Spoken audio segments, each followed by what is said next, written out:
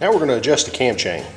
The cam chain tensioner is located on the back side of the cylinder on the left hand side of the motor, right here under this little rubber boot. So what we're going to do is we're going to remove that boot. That's going to expose a 14mm jam nut with a little 6mm cap screw on it. Now the way this is supposed to work, you would normally adjust your cam chain at the same time you're adjusting your valves. While you got your piston up on top dead center, both valves closed, no load on the cam chain. The way this is supposed to work, you would take a 14mm wrench, you'd simply back that adjuster off a little bit, then tighten it back down. And what it would do is it would release an internal locking device with a spring-loaded tensioner arm that would pull up and put the proper amount of tension on the cam chain. Unfortunately though, the design of this thing is such that it jams itself from being sitting in a jammed position for such a long time. So what you'll find is you'll back that off, nothing happens. Fortunately though, you can remove this little 6mm screw off the top. We'll take that off and set it aside.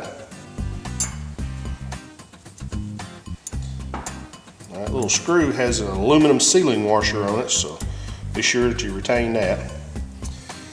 Next, I'm going to take a 3mm screw with a 0.5 thread pitch. Now this type of screw is pretty common in metric motorcycles that have the older style turn signals and taillight lenses. This is a 3mm screw, 0.5 thread pitch, and it's about 2 inches long. Now, what a lot of folks don't know is the actual tensioner rod inside this engine is threaded on the inside. So we can drop that screw down in there, and you can thread it right into the end of the tensioner arm itself. So what we'll do is we're going to start this machine up. We'll back off the jam nut, then we'll reach in here with a pair of pliers and I'm going to work that up and down a few times to kind of break it loose. Then I'm going to pull up on it, and you'll hear that cam chain when I break it loose. You'll hear that cam chain making a little bit of noise, and then when I pull up on it, you'll hear it get real quiet and it may even start whizzing a little bit, but that's fine. Then we'll just tighten the jam nut back down and we'll have the chain at proper tension.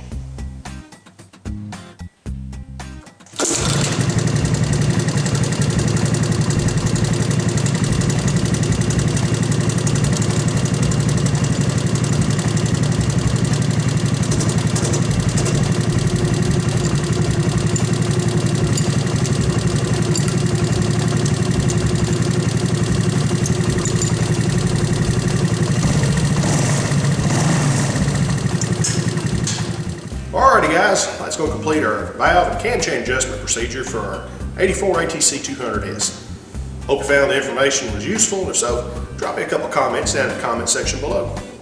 Now we're going to have another video in the series. It's going to concentrate on adjusting the clutch inside the engine. We're also going to show you a few little tips and tricks on brakes and drive chain. And as always, appreciate you guys watching. Y'all have a good one. We'll catch y'all next time around.